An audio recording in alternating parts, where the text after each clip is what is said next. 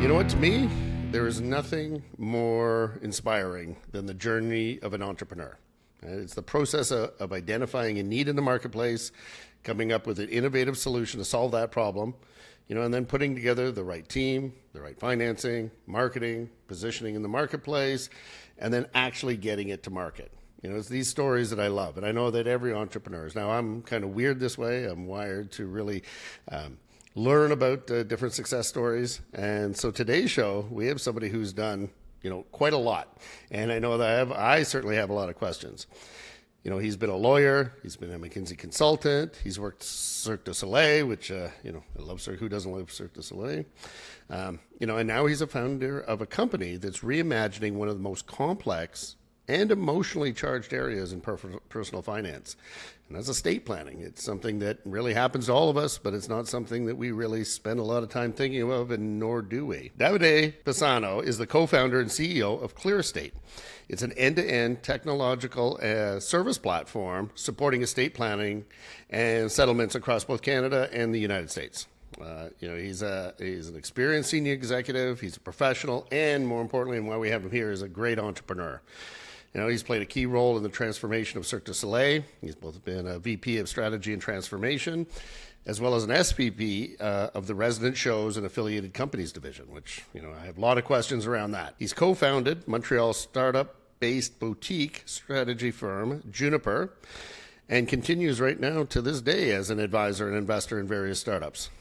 At McKinsey, he was a leader in the North American institutional investor, as well as in asset management practices like the one that we have.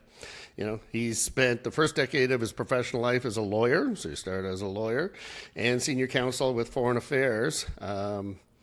He also holds an MBA. He's gone to and JD from McGill University, and you went to the London School of Economics. You've done a lot in a very short period of time. So, welcome to the show. Why don't you tell your story? I had a fumbling attempt to tell all the stuff that you've done, but it's amazing. How did you get here? Seizing opportunities. I mean, I guess that's the best way to describe it. So, born and raised in Montreal, went to law school in Montreal, as you pointed out. Wanted to pursue graduate studies in England, so I left and I went to the London School of Economics for a year, and then I needed to pay for it. So I got a job. I got a job at Davis Polk, so basically a large magic circle, American magic circle firm in their London office.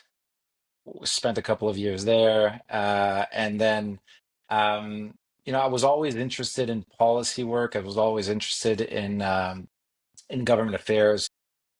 Decided to give it a try and come back to Canada and move to Ottawa and spend some time with the Department of Justice in various functions, as you pointed out, with the Department of Foreign Right. Affairs, but I was with the Department of National Defense as well. Oh, And love my time in government. So government deals with like big issues, complicated issues, macro issues. Unlike what people think, people work actually very, very hard in government. The issue for me was it doesn't move very fast, correct? So like people work very hard, but things move very slowly. And then through your journey, you learn things about yourself. And what I learned there was that, well, like I need things to move a little bit faster, and I need things. And a great person once told me, you're the kind of person that needs to, in the widget factory, when the widgets come out of the factory, you're the kind of person that needs to see their name on the widget. And so and in government, obviously you don't see your name on the widget. And so decided to leave, went to business school, went to McKinsey after. And then when I left McKinsey, I started Juniper, but then a former colleague of mine at Cirque, senior partner at Cirque, was named a number two at Cirque du oh Soleil. wow. And basically, he called me up and said, well, TPG had just acquired Cirque at the time, and it was kind of like the beginning of a big transformation at Cirque, and so he called me up and said, do you want to run away and join the How would you circus? like to be with the circus? Seems like a good invitation to me. So it was a great opportunity to actually, so obviously, like, this is a great Quebec company and a global phenomenon, and it was a great opportunity to learn. And so joined Cirque and played various roles there. again, always in a bit of a transformation kind of angle, including in Las Vegas. So you said the resident show division, which is essentially, 80% of it is Las Vegas, and and the affiliate businesses group, because Cirque at the time had acquired a bunch of businesses, and we needed to create kind of like a unique platform, which they've accelerated, by the way, post pandemic once I've left. But a lot of that work had started at the time. Right. And when the pandemic hit, I felt like I had did my tour of duty at Cirque, so left, and went back to my roots. I would say in Montreal, started doing some consulting work for in the I was in the Power Corp Yeah. ecosystem, and I knew some of the folks within that ecosystem. There's a venture builder called Diagram, and I knew the head quite well, Francois. And Diagram was kind of working on a concept that was, ClearEstate-ish at the time. And so I started working with the team and kind of developed the idea and decided to launch it with the team. And that's it. That's where we are today. I mean, obviously, I'm a background as a lawyer and Sure. whatever. So obviously, the pain point I understood, but the opportunity was really there. And that's what I love about the entrepreneurial journey, and especially your journey, is you did a whole lot of different things and then saw, a real opportunity. And I think this is a real opportunity in the marketplace, a real hole that needs to be filled. And put it all together, and that must have been quite the thing. And now it's progressing. So, started that what year? Did you start on Clear Estates? So we officially started in Right. 2020, and launched our first kind of like product platform in 2021. Yeah, and since then it's certainly come a long way. And we were talking before the show. I'm actually one of those guys that's a client. I've actually gone through the process, and once you've gone through the process, man, does it ever open your eyes on how necessary of a service this provides, and certainly the potential. Now, to get there, your career went through different industries. Is there anything that sort of you pulled together? What did you learn out of, you were at government, you were at a consulting, you did startup. What are the things that you learned? What do you think that you learned that entrepreneurs should do, and what did you learn that people shouldn't do? And I think that would be valuable for all our listeners. Yeah, so I mean, this is something I tell, like, when I go to university to speak with students all the time. One of the things that is true in all of my career is people that do hard things end up being being more successful than people that don't do hard things. Good. And That's I a good think, piece of advice. and I guess the point is not to be afraid of doing hard things, correct? And I think if you put it all together, particularly in the context of clear estate today, my background is, part of it is regulatory background, part of it is having worked with great entrepreneurs at Cirque, for example, when we bought companies and interacted with people that have started things from scratch, collaborating with highly creative people at the same time, understanding the progress of technology as well, like over the course of 20, Hmm. 25 years, like seeing how technology was slowly transforming the way people interacted with each other, but also interacted with services. All of that put together with kind of like this mindset of if it's hard, it means not everybody's going to do it, and therefore it's worth doing. I think that's kind of like my great lesson, and what I'm hoping to pass on to my kids. So I think that's Actually, but I that's love that's it. the Like, one thing. it's very succinct, but I think it really hits home. Like, again, if it was easy, everybody would be doing it. So, Correct. it's picking the hard things that although might be challenging, the reward is obviously there because not everybody is there. Which, And you learn also in failure, correct? Like even if you try to do hard things, and you also learn in failure. So I think you learn something about whatever it is that you're doing, but I also learn things about yourself, and I think that's the important thing. that's a very good point. I've heard it many times. Like, success doesn't actually teach you very much, other than grow confidence. What teaches you a lot is failure, is challenges, is obstacles. Those are where the lessons. Those are the universities of real life. Whereas success just makes you kind of sometimes can make you kind of soft. So Kind of soft, and there's selection bias in success, correct? Like if you have great success from the beginning, you kind of believe that there was something special about what you did, and sometimes it's true, but sometimes you just got lucky. So, Yeah. so I think the effort and the failure kind of teaches you that luck has nothing to do with it, and you need to work hard at things. Right. I don't think I've ever had anyone, whether on the show or anywhere that I've ever met, that got very successful by being lazy. Everybody had to get there Correct. at some point working incredibly hard. And hard things, one of the things I am fascinated about is your time at Cirque du Soleil.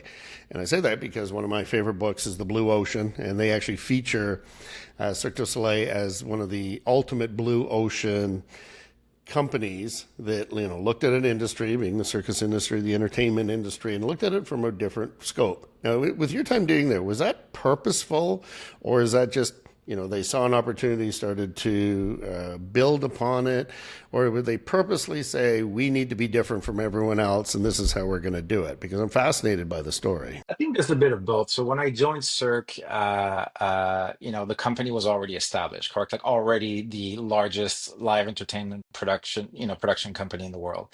And so at that point, I would say in the S curve of innovation, they were already the incumbent at the point where I joined, not at the beginning. But if you actually take a look at the beginning of Cirque, I think you have a combination of both a vision for what entertainment could be, uh, an anchoring in tradition, correct? Like the traveling circus is a long tradition in North America. There's a great show on Netflix on the history of circus. Oh, Not the Cirque, yeah, but but circus, pre yeah. Cirque du Soleil, Ringling Brothers, and all of that. It's a fascinating story of 100 to 200 years of this long tradition of the circus arriving in town and people getting excited about it and whatever. So Cirque kind of like took a little bit of the best of like all things, injected in it a very, I would say, Montreal slash Quebec centric, more Quebec and a little bit Montreal because the founders are mostly not from Right. Montreal. So you say Quebec, yeah. Quebec kind of aesthetic as well, and a Quebec kind of universalism in the way that the culture here speaks to beyond, I would say, what's typically North American, but still anchored in a North American tradition. Put all of that together with a high process of iteration, correct? Like it's like everybody sees Cirque like today Right, the with like successful like Cirque, yeah. the success and the millions of tickets sold. But you have a bunch of people at the beginning that put all of their life savings in one show that was pretty crummy, and kind of like travel with that show and improve the show city by city, stop by stop, and then at some point got to California, and then the show was amazing and wowed everybody.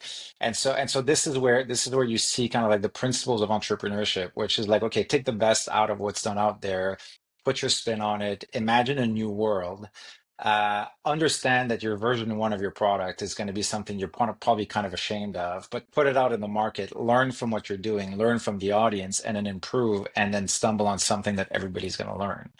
And 35 years later, you have this great ticket selling machine that is Cirque du Soleil. So I think to me that was it's a great lesson in entrepreneurship, and it's a great lesson in yes, it is a blue. I mean, I understand I'm a former McKinsey Right, exactly. So consultant you and know an better MBA, than so anyone. like I understand the strategy aspect of things, but when you open the hood, you realize the recipe of entrepreneurship was followed by Cirque as well, and I think that's the amazing story there. And that's what I would have speculated. Like as much as you can now look back in hindsight and look at all that this is what they didn't do and this is where they focused and everything.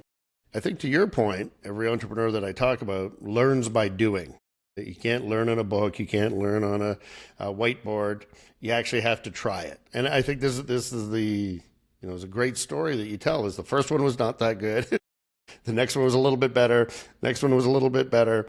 But by the time they got to your point, California, it was a great show. And if they never had started, they never would have made it to California. And, the story would have been very different. And I think that also is the sort of lesson of perseverance that comes from entrepreneurship. The first bunch are going to be terrible, and you should probably know that.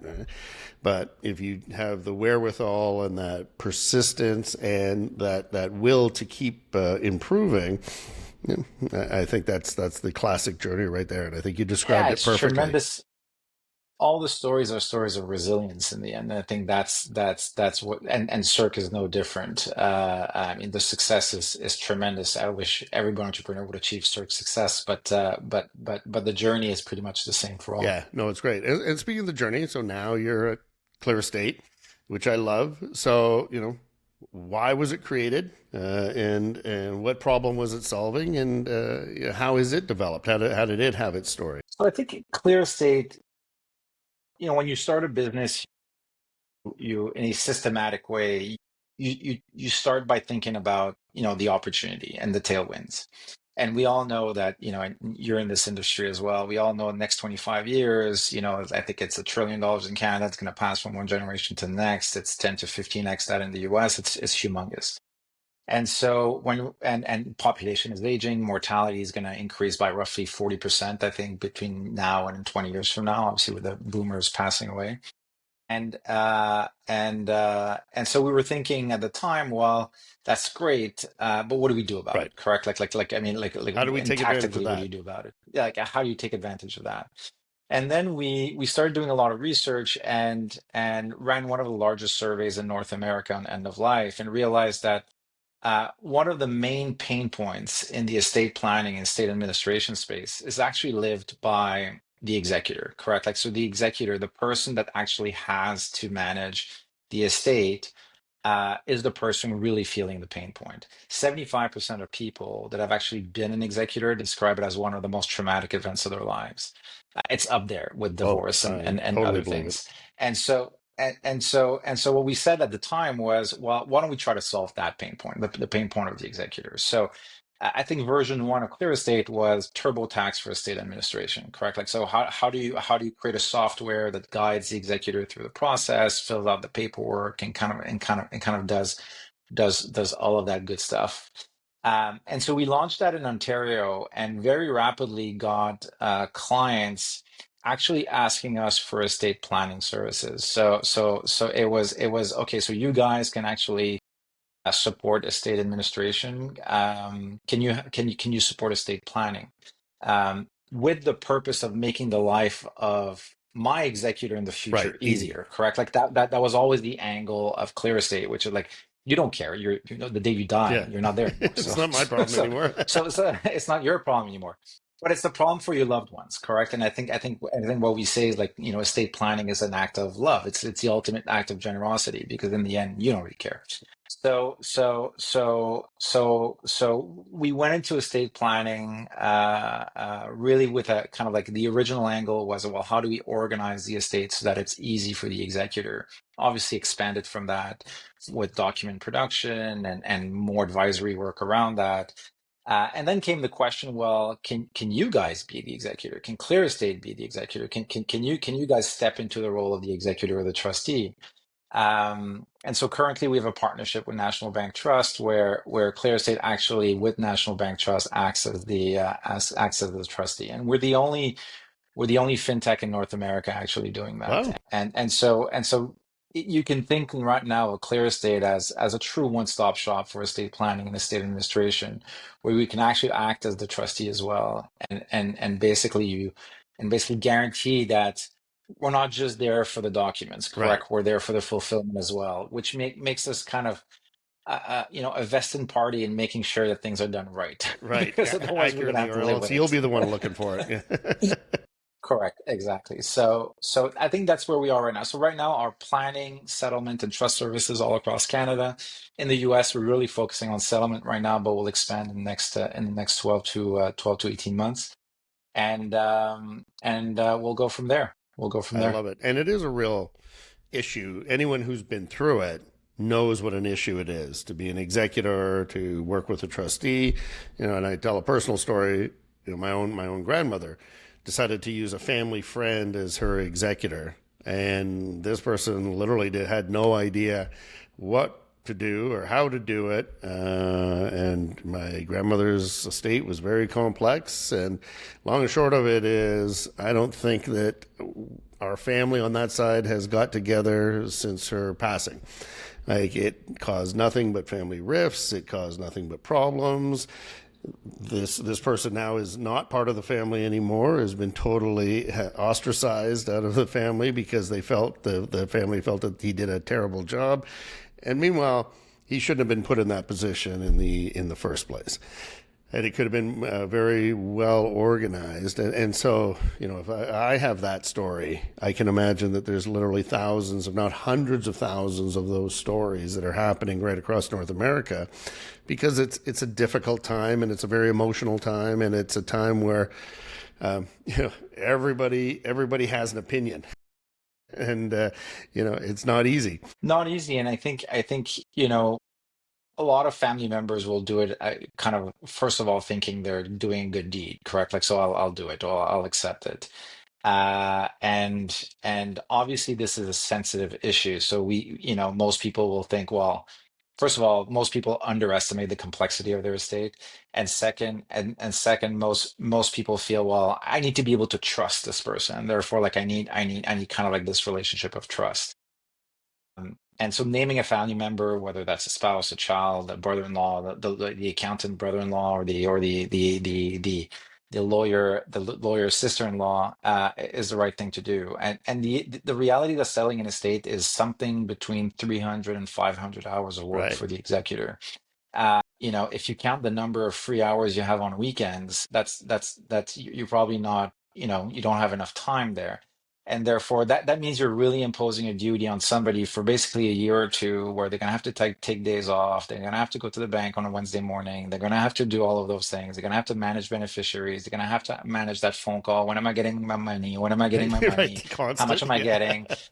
Constantly, and that's just not fun. And yes, there is some compensation usually per province, but for most people that doesn't really move the needle, and it's probably not worth the pain. So we do recommend for estates above a certain, obviously you need to reach a certain threshold of assets or a certain level threshold of complexity.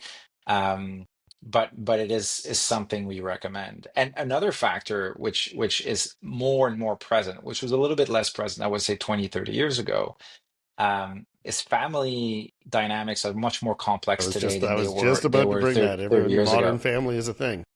Modern families, divorces, kids from different spouses, and not just within your own unit, but with other units within your broader family and your own parents and whatever.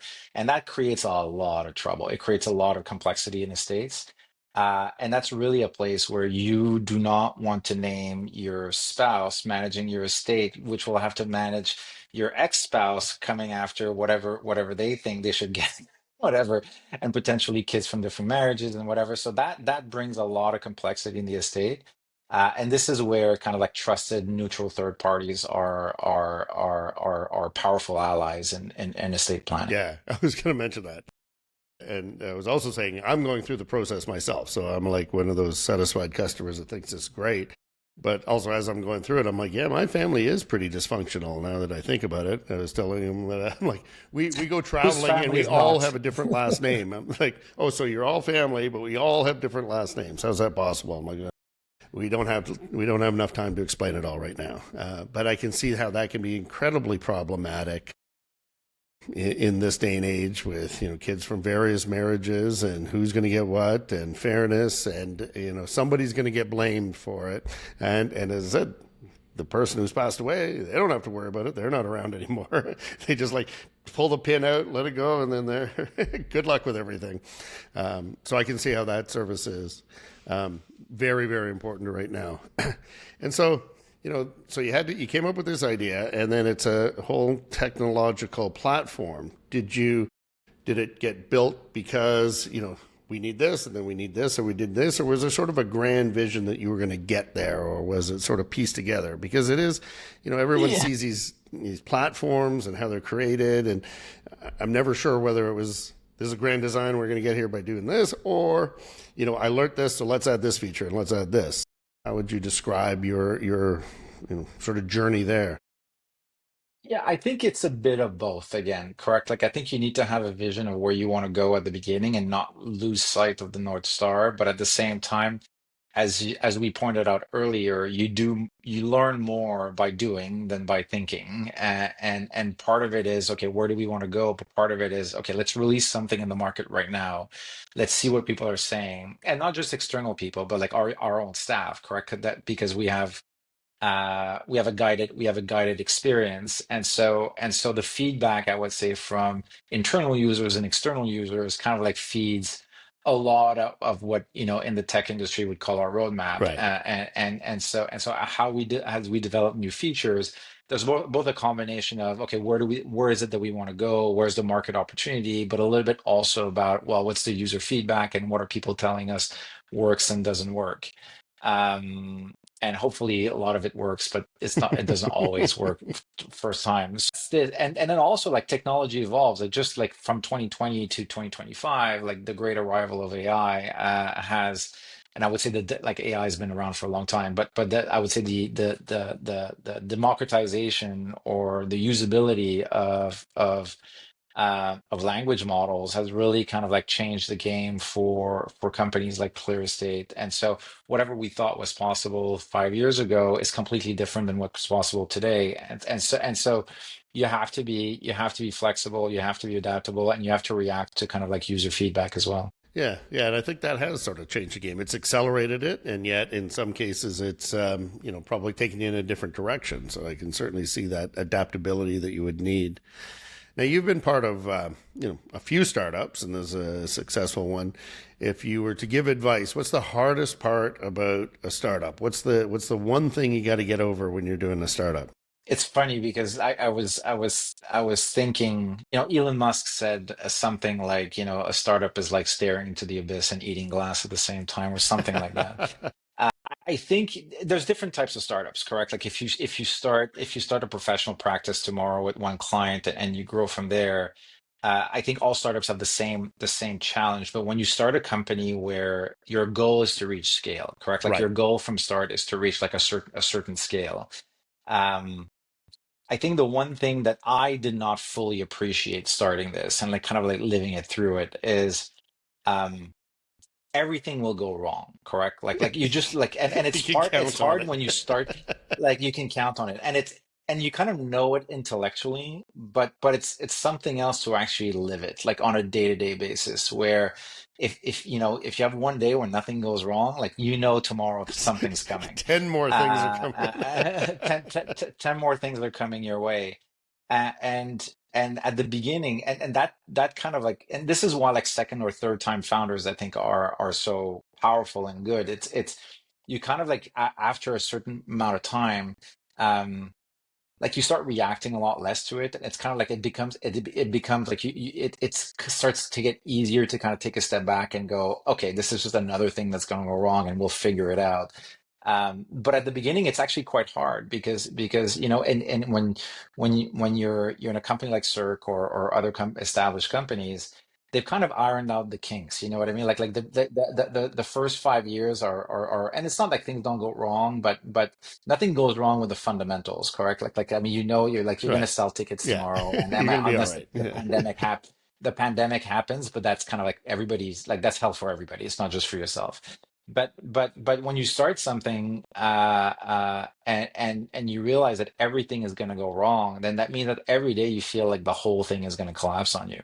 And that takes like special kind of person, an entrepreneur, to actually be able to like every morning just get up and go, no, we'll figure it out, correct? Like we'll get through it and we'll figure it out. And what I really appreciated was my co-founders, Alex and Pascal. I think I think the dynamics of co-founders also helps Right. yeah, because we don't all perceive the same situations the same way, and sometimes one person will go, no, it's the end of the world, and the other two will go, hey, calm Yeah. down, like it's Not it's really. Yeah. okay. And then the next day, like it's a different person that will react that way. And I think that collaboration, and that, I would say, I mean, it's emotional support, correct? And I, Yeah. and I think that's where there's a great journey there and great learnings. I think you're right. As somebody who has founded companies, it's that emotional journey, especially at the beginning. Everything is bigger than you think, And then as you progress, you realize that not everything, the sky's not always falling, but you take it emotionally, you take it personally, and it's tough. And to your point, not everyone can get through that. I always relate it to like having kids. The first kid, you're really, the more businesses you have, the better it is. The first kid, you're very cautious. You plug up all the electrical units. You put everything up high. You put bubble wrap on everything. Second kid, not so much. Third kid, they're like eating off the floor and nobody cares. Like it's, after a while you just get used to it. It's, no more of that. And I've seen that phenomenon as well. But, so certainly entrepreneurship, I think you're absolutely right. You sort of get used to these things as an everyday occurrence. But when you start, whenever I mentor people, and you probably do as well, I speak at the universities and stuff, and they say, what's the hard? There's two hard parts about being an entrepreneur. The first is how personal you take everything, especially right around people and teams and customers and all of those things, and so that can be. And then the second is you can become successful, and that can also go to your head. So there's two parts to that entrepreneurship journey. So this is good. I'm glad that you said. So now you know that most of my audience are in the wealth management business, right? And a lot of your people who would be your customers. What advice would you give them? You've seen sort of where the stats are going. You've seen what's happening in the estate area. You're seeing. So what advice would you give to those guys? So I think that times are very exciting in the wealth space, correct? Like I think for me, especially in Canada, quite frankly, because I think and I will say especially in the independent wealth space, I think the market is I think people are looking for solutions that are different than the traditional solutions that have been offered to them. And I think the world is becoming more and more and more volatile and uncertain. And I mean, current situation apart, and with what's going on with the markets, I think overall we've seen over the past couple of years more uncertainty, more volatility, and not just in terms of returns, correct? Like the overall context is just more volatile. And people are looking for advice, correct? They're looking for somebody that they can trust, and they're looking for somebody that has their back. I think most sophisticated people understand um, that portfolio building is somewhat of a commodity at this point. What's less of a commodity is having a quarterback for your financial Right. life, and somebody you can trust. Just like I can look up on WebMD, what should I do if I have this symptom? And it's pretty accurate most of the time. Like it's not like the internet is not Right. accurate, right? Yeah. Like the internet is accurate. But you need to go see your doctor, and a doctor is going to go, "Don't worry about it." Right. You know what I Yeah. mean? Make you feel better. Like just don't worry about it. Like, or like if you want to do one thing, do this, but stop worrying about it. Or here's what you should do, and trust me, I've seen 100 cases like this, and this is going to work like 99.9% of the time. And I think this is where and this is where the great opportunity is, because as people become busier, as life becomes more complex, as there's more and more noise in the market, as there's more sources of information that are non-vetted, having this person that you trust, that is your financial quarterback, I think that's an amazing opportunity, especially in the independent wealth space. And I think that for people that do this job, I think the advice that I have is like make your practice scalable, correct? Because because the reality is that people trust you personally. They don't care about your email system. They don't care about whatever. They don't care about how you handle your books. They don't care about any of that, correct? Like what they care about is you know what you're talking about. You've seen numerous cases, and you can give them sound advice. And so, to the extent that you can actually leverage, and technology right now is amazing, correct? Like there's a lot of things people can do, and dealing a lot in the wealth space. Like I'm seeing some advisors, not all advisors, but some advisors, kind of like running like practice as if like things were like, as if we're in the I was going to 50s say still, you they know what I haven't mean? Like, changed much since 1974. Yeah. so I think, but this kind of like stops your scaling and your growth from a client acquisition standpoint, from a trust building standpoint, which is really where the money's at, correct? Like that's really how you grow. And I remember your talk where not all advisors are on the same cycle in terms of their Where they're practice, going, like all but this is businesses. Yeah.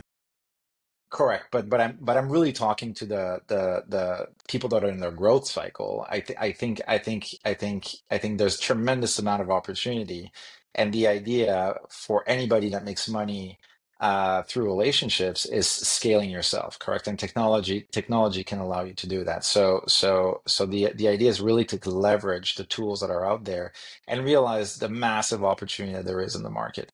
I love to use this stat. There's $2 trillion in Canada right now. $2 Right. trillion, $2 trillion sitting in retail bank I accounts. know. Isn't that Correct. amazing? So that is crazy. No, That, it's, that, it's like you're incredible. basically Yeah. Canadians are lending their money to the banks, and so for very low return. And so I think that is to me an amazing, and then like the size of the pie is humongous. There's no ceiling there, and so I'm very excited about this space. Yeah, I agree with everything you're saying, and it's the same speech I almost give. Well, you saw my speech. My speech all the time is, what I love about this business is we're in the right time. To your point, there's trillions of dollars that's going to exchange hands, whether it's inheritances, whether people are selling businesses, they're selling farms, they're selling real estate, they're coming into large money. There's so much uncertainty in the marketplace and volatility that they need a centralized source to help them, guide them through that, to give them advice. To your point, whether your portfolio is better than the other guy's portfolio, to your point, within a certain range, just do a good job as it relates to that. But it's the advice and relationship aspect that makes it. And because of demographics, that same phenomenon is there's less advisors. So there's less of them. I would speculate that 1/3 of the advisors have left the business since the pandemic because they're like, because to your point, I got to learn new technology. I'm not going to do that. I got to do this. No, I'm not going to do that. So I might as well just have a graceful exit and pass it on to the new generation. So it's, to your point, there's never been a better time to be in this business. It's an amazing So my business. last question is, so what's next? What's next for you? What's next for ClearEstate? More importantly, yeah, as an entrepreneur, what's next for you? Where do you turn your attention? Well, I think we want to keep on growing. And I know that sounds trite, but we're building amazing relationships in Canada. Where we need to deepen those relationships. We need to secure our positioning in the market here. The next big step is kind of like bring our unique flavor of the model to the U.S. market beyond the state administration. So I think that's going to be a big step for us. Um, and then start turning our minds um, to building the strong processes that we'll need when our own Wills Bank will start generating revenue and opportunities. And I think that's, obviously, we're growing our Wills Bank, and we have more wills being added every day. But most of those folks are going to pass away, or the POAs are going to be triggered within the next 5 to 10 years. And again, we can handle these processes very well right now, but at scale, we'll have to build a technology that kind of supports Hmm. that. And so that to me is the next phase for ClearEstate, kind of like truly building the tech trust infrastructure that will require to handle that volume at scale. I love it. Very exciting stuff. I think you guys are in the right place at the right time, and certainly, if I have anything to do with it, I'll be your number one advocate. So, as I said, as a customer, I love I the fact can't that you talk love it. enough good things about it. So, I don't know if you know the show, but now I do my rapid fire questions. I'm going to ask you 3 questions, and it's the first thing that comes to mind. So, the first question is, what's your favorite business book?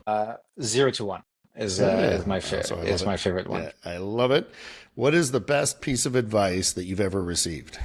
So that's funny because there's a saying in Italian, and my father gave it to me when I was very young.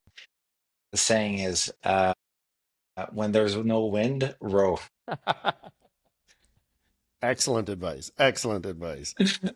And my last question is, and you're in the estate business, how do you want to be remembered? Um, I think I want to be remembered, and I want ClearEstate to be remembered as well as combining the right dose of empathy with the right dose of efficiency. And I think this is where we've always, since the beginning, try to strike the right balance. And I think we're doing a good job. But it's important in this space to always remember that this is kind of like real human beings, real family dynamics, people passing away, so on and so forth. And so while we talk about business and we talk about efficiency, we talk about growth, the reality is that we're dealing with highly sensitive matters and things that are important to people. And as long as we remember that, I think we'll be successful. I agree. I agree. So let me tell the audience what I think I've learned out of this. I've learned a lot. And the main thing is the entrepreneurial journey, finding a particular issue, a space in the marketplace. In this particular case, a problem that is a big problem that needs to be solved. We learned from the journey of Cirque du Soleil of start, don't wait, start and learn your way through. Continue to improve, and whether it's Cirque du Soleil, whether it's your business, or whether it's ClearEstate, you get user feedback, you continue to absorb that, listen to your team, listen to your customers, continue to evolve and evolve and evolve. Your first bunch will be terrible, but hopefully your last ones will be great. And eventually you'll have a billion-dollar business like Cirque du Soleil, and hopefully eventually the ClearEstate will be a billion-dollar business. And that all entrepreneurial journeys are the same. When you start, it's always what's next. It's always that emotional journey that you have to go on at the beginning, and sometimes that beginning lasts for a while. But if you overcome that and you have persistence and you keep your eye on the ball and continue to provide real value for your customers, you can have a successful business. And so that's what I've learned out of this podcast. Anything that you would like to add? I think for your audience, as I said, I think it's an amazing time. ClearEstate is there to support, but amazing time to be in the wealth space. So now, if people wanted more information about ClearEstates, how would they go about finding that? Well, you go on our website, clearestate.com. If you're a client, potential client or an advisor, you track us down. If you're a client, you can book a consultation with us. And as an advisor, you'll typically have a rep that's assigned to you that you can reach out to, and you have access to our advisor portal as well. I love it. Or you can just contact me. I'll tell you how to get a hold of them. So, yes, exactly. Davide Pisanu, co-founder and CEO of ClearEstates, thank you so much for joining us today.